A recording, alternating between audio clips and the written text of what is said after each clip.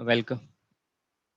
Good afternoon, everyone. Welcome to EduLite and welcome to a demo class for economics, which is one of the subjects that we have for CA Foundation. I hope you're all safe and are able to hear me.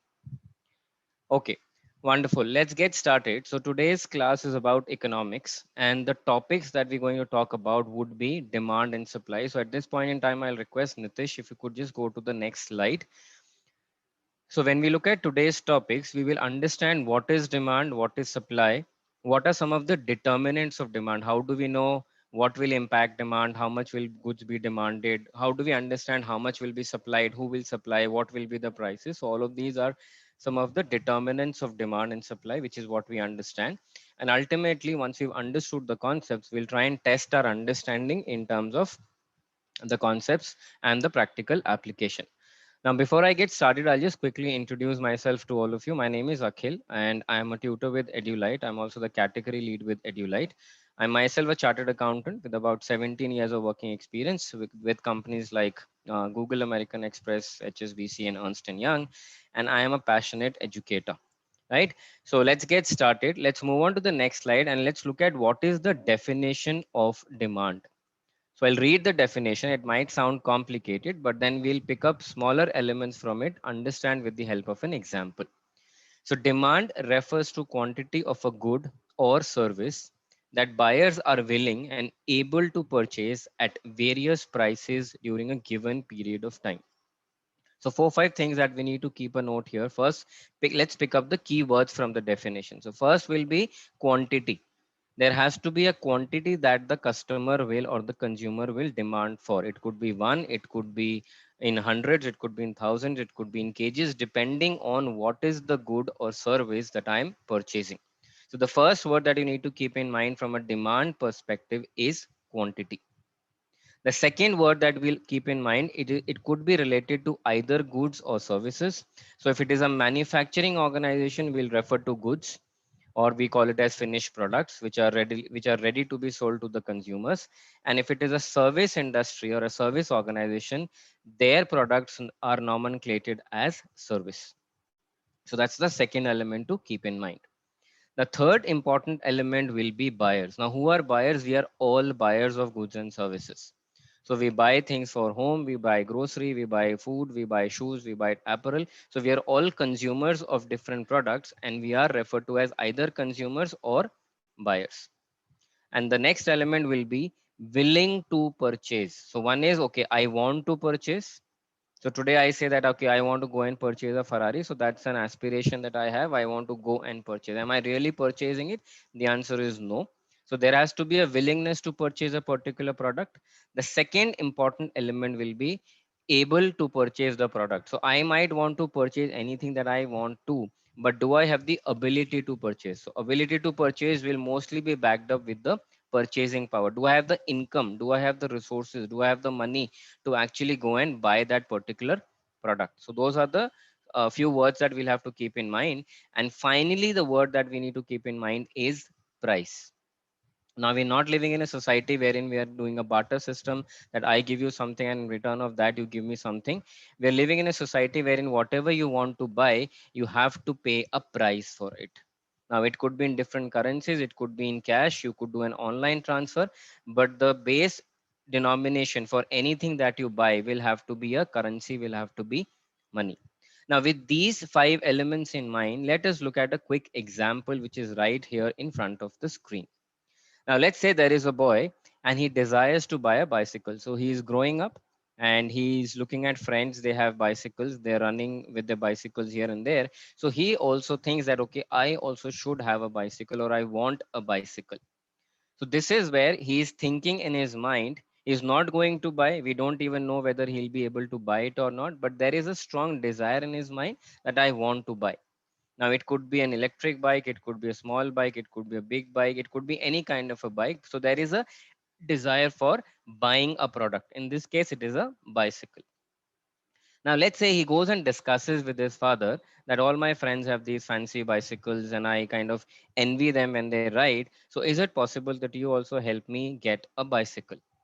Now, one option could be the father says, no, we can't afford a bicycle right now, or maybe you're too young for for a bicycle, so they will defer it. So the story stops then and there. But let's say his father agrees to it and he says that, okay, this is the budget that we have. So you can afford a cycle, any cycle up to an amount of, let's say, 5,000 rupees. Now, the desire that the child had in terms of buying a bicycle in his mind, which is now expressed to his father, and his father has willingly accepted that, okay, we are good to buy a bike for you. Now, at this point in time, it becomes a want. Now, he is willing to purchase a bike. Now, he will also be able to purchase a bike because he's got funds from his father. Now, with this assurance from his father, with the money that his father has given, let's say he and his father go to a bicycle shop and look at the different models that they have, look at the different brands, and finally they're able to purchase a bike. So the moment you purchase a bike for an X amount of an X brand in an X quantity, that is when it is called as demand. So there will always be three stages. It starts from a desire. It may stop there because it is just a desire. I'm not doing anything thereafter. If I do anything thereafter, I convert my desire into a want. And finally, when I go and buy the product, it becomes a demand. So I'll take a pause here for any questions that anyone has. This is a simple concept of demand. So we will always want certain things. We will always may have resources, may not have resources. For whatever resources we have, if we ultimately go and purchase the product, it becomes demand. Now, sometimes demand could be for products, sometimes demand could be for services, sometimes demand could be for both. But in all cases, it will be termed as demand. Are we all clear in terms of the concept of demand? Okay, wonderful. Nitesh, can we go to the next slide, please? Now, since we've understood the concept of demand, that a desire becomes a want to finally a demand, let us understand what are some of the key elements or the determinants of demand. Now, the first element, like I said, there has to be a price. Everything that you want to have or everything that you want to own or buy should be available at a price. High or low, we're not talking about that at point in time. Available for free, available for discount, we're not getting there, but it has to have a fixed price. It could be it could be in rupees, it could be in dollars, it could be an Indian product, it could be a foreign product, it could be available online, it could be available in a store. But every product that you want to buy needs to have a price. And price will always be the first and one of the most important determinants of demand. The second element that we'll have to keep in mind is price of related commodities. Now let's go back to the example that we discussed about the boy. Now he wants to have a bike, he wants to have a bicycle, but he doesn't know which brand, which company, what type, what size, what color. Now, let's say he goes to a particular shop and that shop has only bikes of one brand, but they have different types of bikes. Maybe an electric bike, a normal bike, a black bike, an orange bike, or maybe a multicolored bike, a straight handlebar bike, or a curved handlebar bike. Now, these are different products available. Now, it could be different products of the same brand that may be available in a shop. It could also be different brands available in a particular shop. So let's say today, if you are, let's say, a sports enthusiast and you go to a company called Decathlon, obviously they will have different bikes to showcase, different sizes, different prices. So the second determinant of demand will be what is the price of related commodities. So let's say the bike that I want to buy is priced at 5,000, but there is another brand bike available which is exactly similar in every aspect, but it is priced slightly lower or higher. Now, if the bike that I want is priced as X and the other bike is priced at a slightly lower amount, it could influence my decision to buy. So I am there to buy a bike, but rather than buying the bike of the brand that I thought I will buy, I'm actually going and buying another bike which is slightly lower price. So that is what we mean when we say price of related commodities. It could be commodities, it could be products as well. The next important element will be disposable income of the consumer. So like we refer to our example, the boy is thinking of buying the bike, but he's not decided, he's not even expressed it to anybody, he's just thinking, and that is why it was termed as a desire. The moment he went to his father to discuss that I want to buy this bike, now if the father agreed to it, It was because of factor number three, that his father had income, excess income after meeting all his monthly expenses, which he could give it to his son or daughter to go and buy a bike. So the person needs to have disposable income to actually go and buy the particular product. Now keep in mind that every month we may want to buy a lot of products, but again, the yardstick will be we can only afford as much as our income. Now I have to meet my home expenses, I have to make some savings, I have to provide for other contingencies. So the amount that is left will be used for things that I want to buy beyond what I actually buy on a monthly basis. So all of those elements will be coming through the disposable income. How much income do I have to dispose of in buying certain products? It could be a necessity product, it could be a product for, let's say, recreation, fun, it could be any other investment that I want to make. It all depends upon the income of the consumer. Are we all clear on the first three elements? Because these are the most important elements. The remaining two are mostly taste and preferences of buyers and consumer expectations. Okay, what is the kind of product that I want? Oh, how much is the price that I'm willing to pay? What is the quality I need? Which brand am I focusing on? What are the colors that I need? So those are certain softer, intangible aspects of demand. So overall, we have five determinants of demand: price of the commodity, price of related commodities, disposable income, tastes and preferences, and consumer expectations. Now we don't have to remember all of this. As we build on our concepts from here on, we'll continue to use these terminologies. So it will get ingrained in your brains in the form of determinants of demand. So price, commodities, income. Let's look at these three elements for now and let's remember these elements. Are we all clear? Any questions anyone has in terms of any of these determinants before I kind of move forward to the next concept? This is what we've discussed about demand. Everyone clear? Okay, perfect. Nitish, can we move to the next concept, which is supply now? Okay, now this is where we are covering the concept related to supply. Now let's look at the simple definition of supply. It might sound complicated, but we'll pick up elements like we did for demand. We'll interpret them and we'll develop our understanding. So supply refers to the amount of good or service that the producers are willing and able to offer to the market at various prices during a given period of time. Now let's pick up certain words here. Now this also here also it says amount. So amount means what is the quantity that the supplier or the manufacturer or the producer is willing to produce or is able to produce. Now let's say there are 100 people who want to buy cycles, and I'm just building on the example from the student. Now, is the supplier of cycle or is the producer or manufacturer of the cycles able to meet 100 as a demand, or is he able to produce 150 and sell 100, or is he only able to make 80? Now why is this important? This is important because if, depending on how much you produce, you will be able to cater to that many consumers or customers. So the first element we need to keep in mind is amount that he will be able to produce, manufacture, or the quantity that he'll be able to produce or manufacture. Again, it talks about goods and service. So demand and supply both talk of goods and services. Now, if you're able to kind of understand this here, demand is coming from me because I want to buy something, and the supply is actually coming from whom I want to buy. So if I'm that boy and I want to buy a cycle, then the supplier in this case will be every company which is manufacturing bicycles or cycles, which I can go and buy. So I am the consumer then generating the demand. He is the supplier producing goods to cater to my demand. Now, whether I buy from him or some of his competitors, that is irrespective for now. But yes, they're producing the goods for us to consume. The next element will be willing and able to offer. So I think that, okay, I should manufacture bicycles. I don't have a plant. I don't have the resources. I don't have the intent.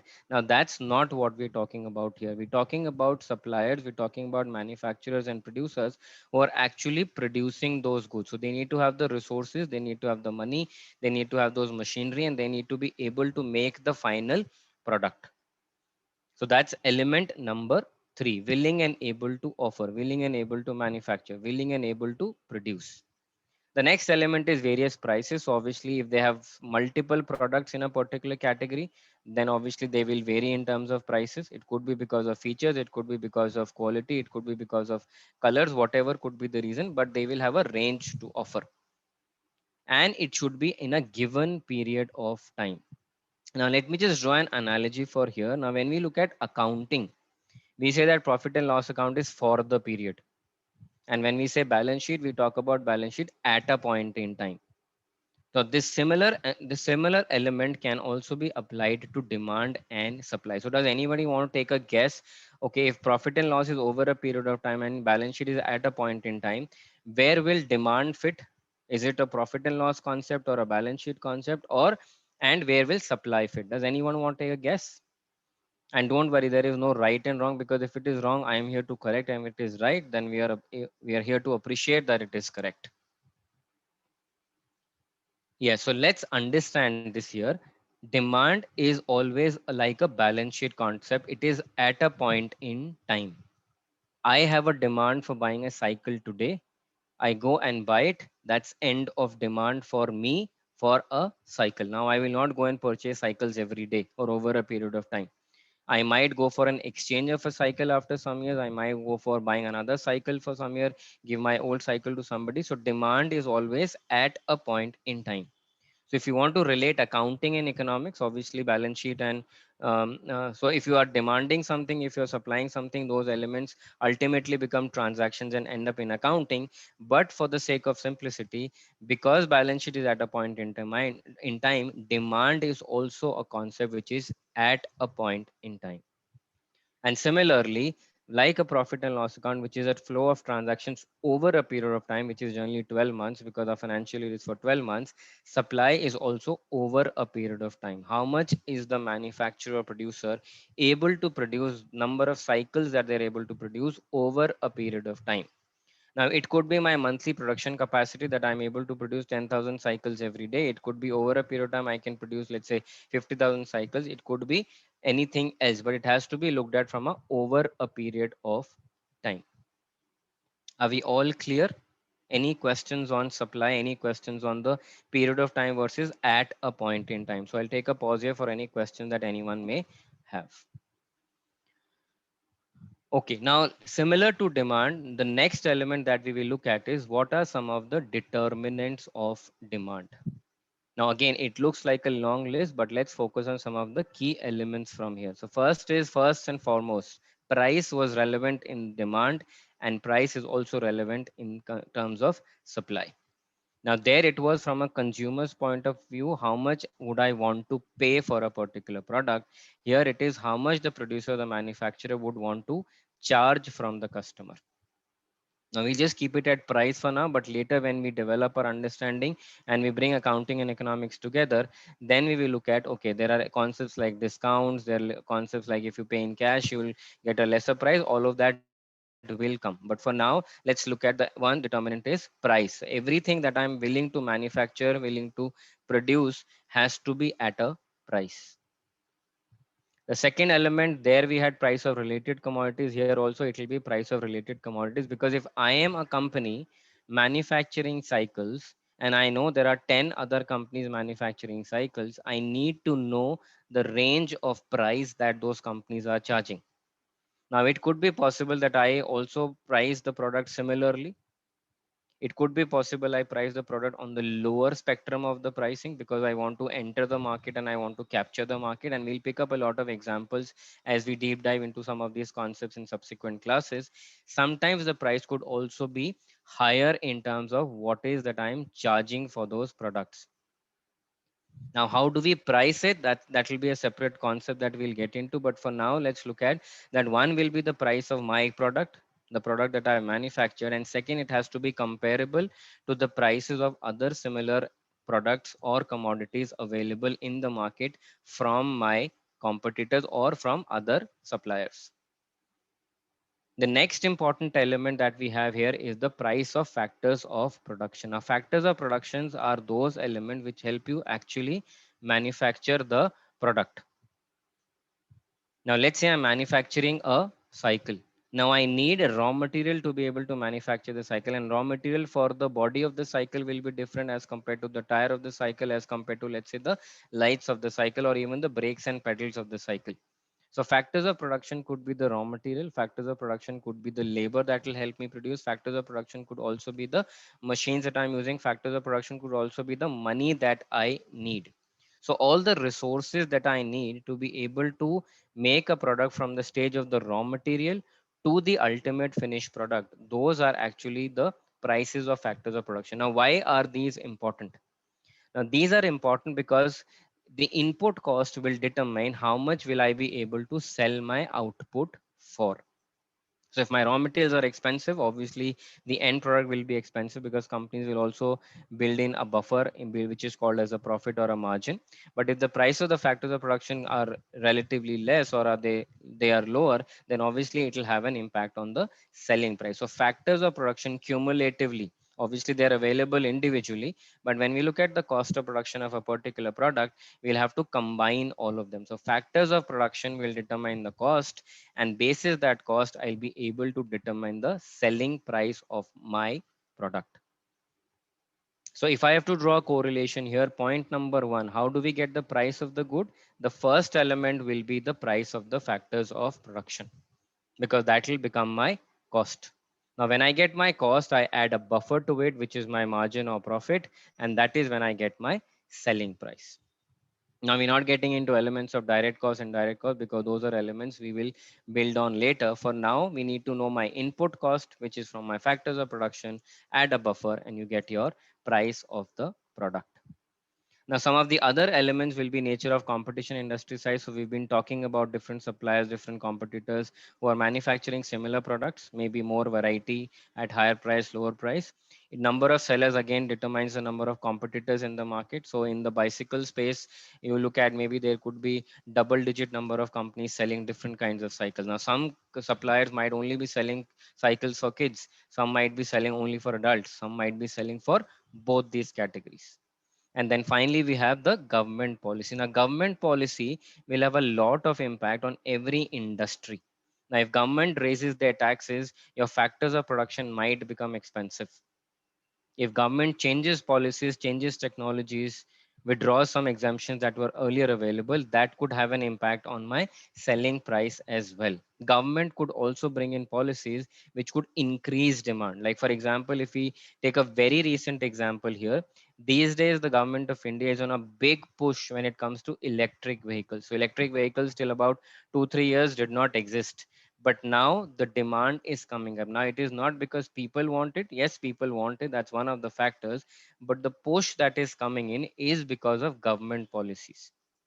So government wants to build infrastructure, government wants to reduce pollution, government wants to bring in technology, government wants to kind of go all electric by next year. So all of these elements are part of the government policies which they push, which can also create demand, which can also reduce demand, which can also have an impact on factors of production, and ultimately the price of the product. So these are broadly some of the determinants of supply. So we've looked at the determinants of demand, we've looked at the determinants of supply.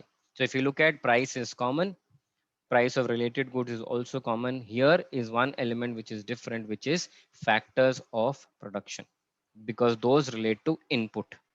And there it was the demand from the consumer. So some correlations, some elements which are common, and some elements which will be different because the concepts are different. But one is manufacturing to sell, the other is has a want to buy. And that is why these two come together, and ultimately a transaction happens. And when this transaction happens, that is when your accounting also comes in.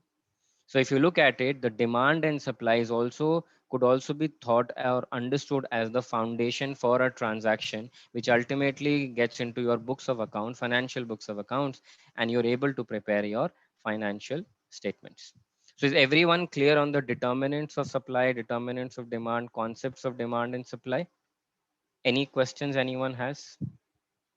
And obviously, when you come to Edulite classes, when you study with us, we always have a three-pronged agenda. One is we'll tell you the concept, because the starting point for any knowledge gathering process will be the concept. So you need to understand the concept very thoroughly. The next element is we'll tell you how do you practically apply those concepts in the real life scenario. So it will not be theory only, because theory doesn't take you very far. It is the application which takes you ahead. And finally, we will also tell you how do these concepts appear in your examination, be it a CA foundation exam or be a CA inter or a final exam, obviously depending on the subject that we're looking at. Now, most of the tutors that we have with Edulite are chartered accountants. They've gone through the grinds of all of this as students and also as professionals working across different profiles across the industry. So that is where they bring in their experience to teaching. So it's not I open a textbook and I start blabbering concepts from there. No, I look at a textbook because I need some reference document. We prepare presentations. We discuss them with you, we test your understanding and also help you to apply all of those concepts, right? So I'm assuming everybody is clear with the concepts of demand and supply. Since there are no questions for now, let's look at testing your understanding with a few simple questions. Okay, now I'll repeat these questions and you can have your notepads and pens with you. Make a note of the answers with you. You don't have to tell me at this point in time. And towards the end, once you've completed all the 4 questions, I'll ask you to share your answers, or I'll tell you the right answers and you can see what have you got right and what is not working for you at this point in time. Okay, so question number 1, here it comes. The law of demand establishes relationship between dash and dash. So this is more of a fill in the blank. So the law of demand establishes relationship between dash and dash. So think of whatever we've discussed for demand, determinants of demand, the concept of demand, and then try and fill in the blanks. Okay, moving on to question number 2. An increase in number of sellers of bikes will increase the dash. So again, a fill in the blank. An increase in number of sellers of bikes, which is the cycles in our example, will increase the dash. Okay, question number 3. Straightforward. Supply is a dash concept. So we've correlated demand and supply to the profit and loss and balance sheet. So try and go back to that concept. And from there you get your answer. Supply is a dash concept. Okay. And finally, we go to question number 4, an increase in the price of substitute goods. Now let me explain you briefly the concept of substitutes here. So let's say I am basically writing with a pencil. And now in the market, a new pen comes in. So pen and pencil are substitutes for each other because they both help in writing, but obviously the product is different from each other. So those are substitutes. So an increase in the price of substitutes. So if the price of the pencil goes up, what will happen to the demand for pen or vice versa? So that's what the question is.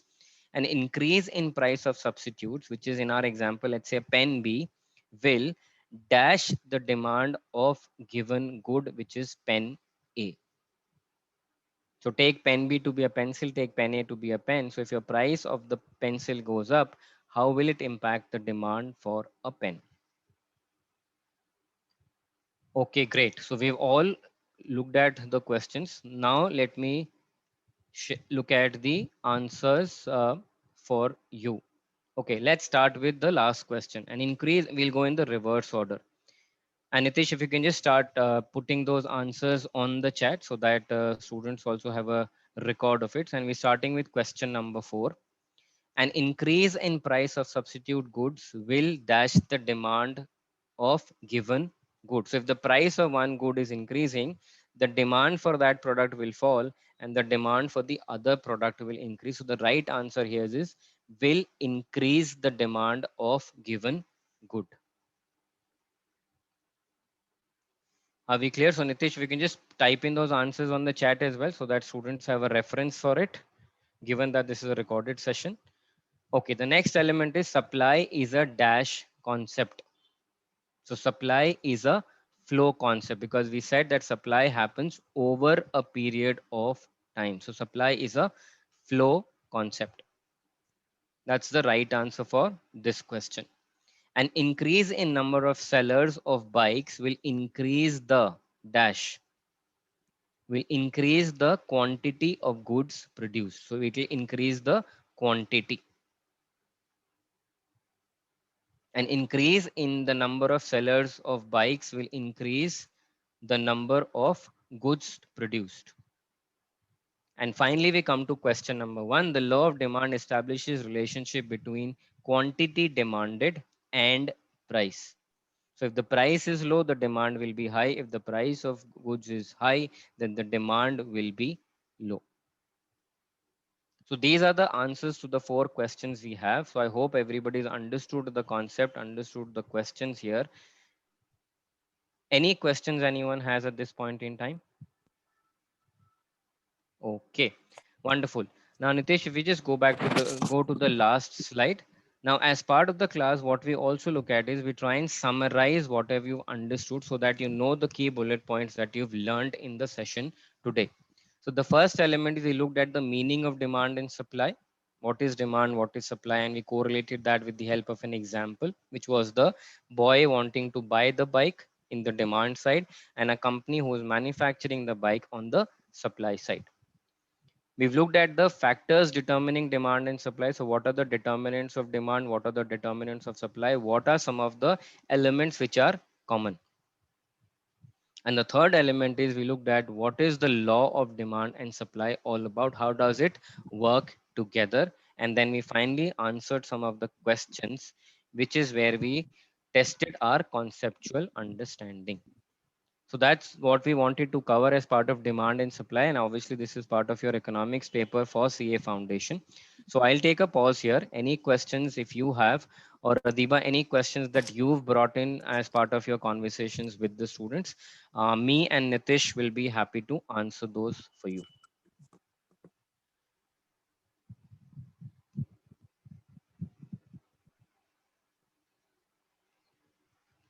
Okay, so we also have Nitish with us. Adiba, any questions you've gathered or any questions the participants have for us? And again, if you have questions post the class as well, you can reach out to Adiba. And if you found this class useful, it was worth your time, you understood the concepts of demand and supply. See, our intent will not be to kind of make you move towards the rote learning. So we will not go for rectification. We will go for an understanding through which you will remember the concepts. And when you remember it, you will be able to apply it. And the good part is your economics paper is an objective exam. So either you know the answer or you don't know the answer, and that is where for we want you to know all the answers, and for that we'll give you explanations, we'll give you notes, we'll keep testing you through questions, and ultimately you will be able to clear the exam with ease. Okay, so I think that was what I had to share in terms of demand and supply. I don't think we have any questions, but yes, thank you for attending the session. Thank you for participating in the quiz. And if you have anything that you want to know from us, you can reach out to Adiba and she'll be happy to help. So great. So we'll look at all of you joining our sessions. Okay, Geet says any example from real life. So Geet, you'll have to elaborate on that question in terms of real life, because the example of the bike that we took, that's a real life example that we spoke about. So demand, I can give you an example. So let's say I want to go and buy this pen. I want a pen. I go to the market. I go to a stationery shop. The stationery shop will have a lot of pens for me from different companies. I need to know which kind of a pen. So I'll love to write with a ball pen. So I'll quickly go there, see what are the different ball pens available. Do I need a ball pen? Um, which is, let's say, blue in color or a different color? I look at the prices and I kind of buy it. Okay, like something recent from industry in India in terms of demand. Okay, so like I said, the push for electric vehicles, so a lot of people are now moving towards electric vehicles. A lot of companies are now either manufacturing electric scooters. Let's take the example of Ola here. So Ola is manufacturing electric scooters. They've set up a huge plant, and I think around Independence Day, the delivery of the scooters will start. They've already done a pre-booking. So they were willing to manufacture the scooters, electric scooters. Now, sometimes the companies through their advertising also creates demand for a particular product. Now, I would as a consumer not know that Ola is manufacturing electric scooters. Still, Ola tells me that they are doing so. So either I'm very aware, I keep reading industry information and I know that this is happening, but generally consumers don't. So you need to reach out to the consumers and tell them this is what I have to offer. Now they create demand through those advertising and selling, and then obviously we get into buying those particular products. Yes, Geet, from an examination point of view, like I said, economics exam is one of the easiest exams, I would say, because it is an MCQ based paper. There are multiple choice questions. The topics are simple. So there will be certain questions which will be more of things that you need to remember. Like, for example, if today there is a question that, okay, who's the governor of RBI? And these are certain questions that will come in because they also want you to be aware of what is happening in the industry, corporate affairs, politics, and all of it. So these are questions that will be more mind questions wherein if you remember, only then you can answer. So you don't apply common sense and logic there because you can't take a guess, okay, the name of the RBI governor, because it is RBI, the name of the governor will also start with an R. No, that those logics don't work. So it has to be a specific name that you know need to know. The second type of questions will be concept questions, which will be the ones that we kind of covered. So, okay, what are the determinants of demand? And you will be given option A, option B, option C, and option D, and you'll have to pick up the right option. A right option could be one single option because the other three are all incorrect. And the right option could also be multiple options because out of four, let's say two or three options are right. It's an MCQ based exam. Very simple. If you understand the concept, you've practiced, then obviously you get those elements right. And yes, Geet, these are also the tips to prepare and pass in the first exam. So economics exam, not at all difficult. You can crack it in the first element. The only thing is be disciplined, be regular to classes, ask a lot of questions, participate in quizzes that we do, because only after you acknowledge that something is not right will you get the right answer. So these are some elements you need to kind of keep a tab on. You will be given material, will also guide you to what are some of the resources from the CA website or other books that you need to follow. So all the guidance will be there. We'll do the hard work. So if you take one step, we'll take more than one. But yes, obviously it has to be a collective effort. Not at all difficult, very simple. The subject, the syllabus is also not very vast. You love understanding is because these are economics is one subject that impacts our day-to-day life, and obviously accounting also. But then people have a fear for accounting, not for economics. Right. Okay. Geet, thank you for asking all of those questions on behalf of the students, and I hope I was able to address all of them. But in case you still have any other questions, we'll be happy to connect with you. Adiba will reach out to you for your feedback, for any questions, queries, and then we will see you in the live classes. Right. Okay. So thank you for sparing your time on a Saturday. If you're attending this class on a Saturday, it means you're serious about your career and you're serious about CA. And if you are serious, you know that we are more serious than you because we are there to kind of run these classes for you live, not recorded. Okay. Thank you so much, everyone. I'll see you in the live classes. It was wonderful interacting with all of you. All the very best and stay safe. Bye bye.